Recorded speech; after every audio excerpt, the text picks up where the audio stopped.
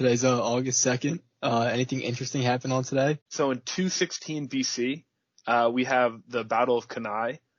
This is one of the most notable battles in the Roman Republic. And the Roman Republic is fighting the Carthaginians in the Punic Wars. And we get Hannibal in the Battle of Cannae. This is considered one of the biggest military defeats and tactical moves of all time. Essentially, the Romans are lined up, and Hannibal brings his men, they charge, and then they both go on the opposite side, so they envelop them. It's called double envelopment. This is catastrophic for the Romans. They lose the most men they lose on any day, entire military history of Rome, on this day. It becomes so consequential that they have to decide to lower their draft age to get younger men in. They have to start letting slaves and criminals in who were formerly banned from joining the military because of such a big loss. So it's one of the few times you see Rome lose in history. Now, T-Bear, I know a lot of people, when you think Rome, you think the Colosseum, sharing a bottle of wine, it's often romanticized. But I think what gets lost sometimes is, how much Roman society influences, Europe and the world around us today. So can you walk our listeners through that? Rome's going to still be strong for the next 600 years after this battle. But once they break up, you get this term called the Dark Age, which typically you get people listing from 470s up until the 1500s, early scientific revolution, Enlightenment. So people look to Rome as, the center of our culture. And then when we have a revivalism of culture, we have the Renaissance, the rebirth. And people are looking at these Roman ideals. Michelangelo is sculpting the way that the Romans did. This is all happening in Florence, an area that was under Rome. So you kind of have people always looking to Rome. And then in the 1700s, 1770s, the founders of America look back at Roman literature to see how we're going to run a Senate. A Senate is the Roman form of their governance. They're the Roman Republic, as I was talking about. So the Americans look at these ideals and shape our own government from that. So a lot of our modern views on politics, on war, were looking at Rome and trying to expand and capture those beliefs. So definitely Rome has had one of the biggest legacies in Western culture. And, some people love to compare America to it because it just is a lot of those structural similarities from something that was 2,000 years ago. What else happened on Today in History? I know you had a few other things, right? Yeah. So two quick things I want to drop again, actually three.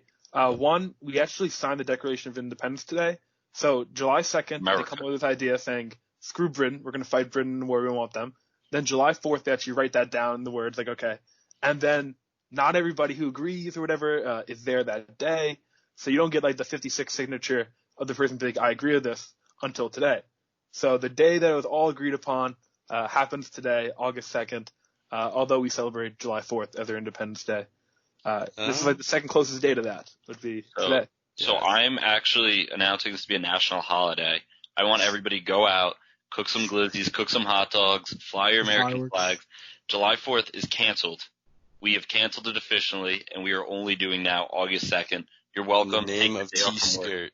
In the name of T-Skirt of T-Bear, thank you for bestowing this knowledge. We are officially making this a national holiday, so thank you for that. Now, Tom, I got a quick question.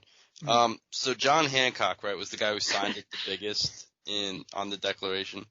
All right. Well, it just bothers me. A lot of people do not get that reference. So when we used to do yearbook signings, or everyone would sign a card for someone who's sick, I'd be like, better put my John Hancock on here. And everyone thought it was something dirty. So yeah, it just blows my mind people don't get that reference. Anyway, that's just the first. I'm shocked that one went out of favor. But yeah, my John Hancock's my signature. But we don't do that anymore. You don't go.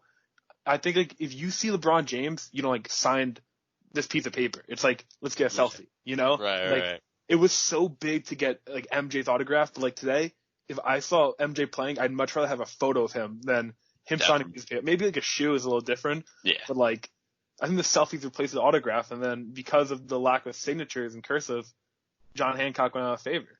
Definitely. Feel that.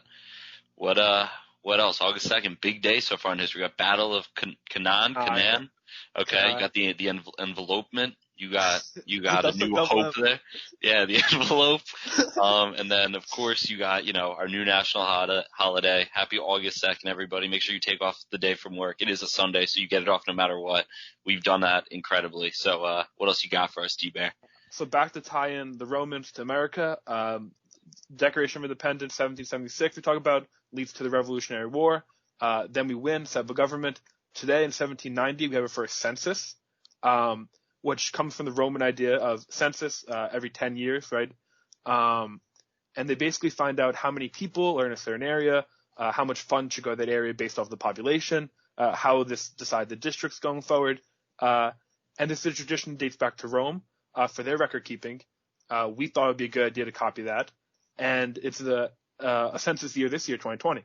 So if you want to know where money's going to get funded or people looking at the head of housing, all these things are determined by the census and the data they get. So if you haven't signed a census yet or your parents haven't, make sure they get that done. It lets the government account for its people in a better way. And that was the first time we did that in 1790. Cool. And then the last one I want to share, 1939. This is, right before World War II is kind of beginning. The invasion of Poland is going to take place in a month. But Albert Einstein sees what's going on in Germany, and he tells Franklin Delano Roosevelt, you need to start making a bomb. You need to start developing a mass weapon. You need to build something because what's going on is going to be serious. And the way the Germans have looked after the last 6-7 years of their new leader isn't looking good. And he writes to the president of the U.S. to get some of that going, and then we start that under wraps. And then 1 month later, you see the invasion of Poland and the beginning of World War II.